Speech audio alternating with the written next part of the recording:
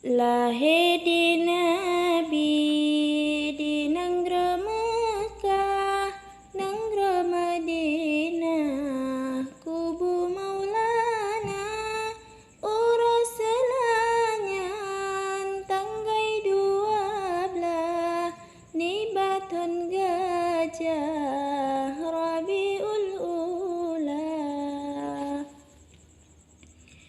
Umur 2 bulan dalam kandungan, ayahna sayang netinggai donya, yatim lam kandung di Rasulullah katan le ayah, lahir Maulana akamate apui, majusi semah hancur punah, patung-patung berhala sampil heura, bergetar Ka'bah, senang di Ka'bah dengan lahir Maulana.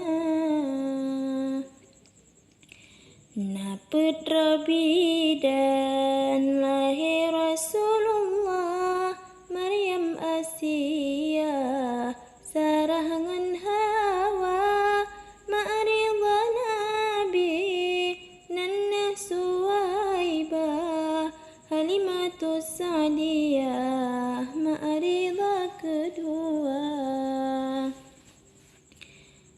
Umur 6 tahun di Rasulullah, kendaba Allah, sakit di pemahan trip sakit, wafat Aminah, liutan le ayah, katan lampa yatim piatu, masajun Nabi, kendaba Rabbi, nyan kehudeb Maulana, tinggai sajane Abdul Muttalib, yang asuh hudeb masa cudi Maulana.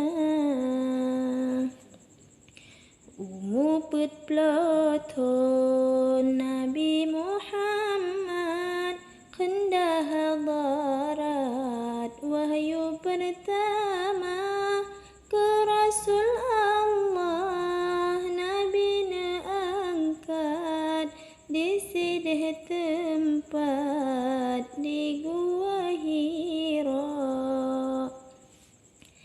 Leblaton Nabi dakwah di Makkah, negara Madinah, 10 tahun masa, 60 tahun umur, lebih pada ura, Nabi getanyo netinggai donya, 60 tahun umur, lebih pada ura, Nabi getanyo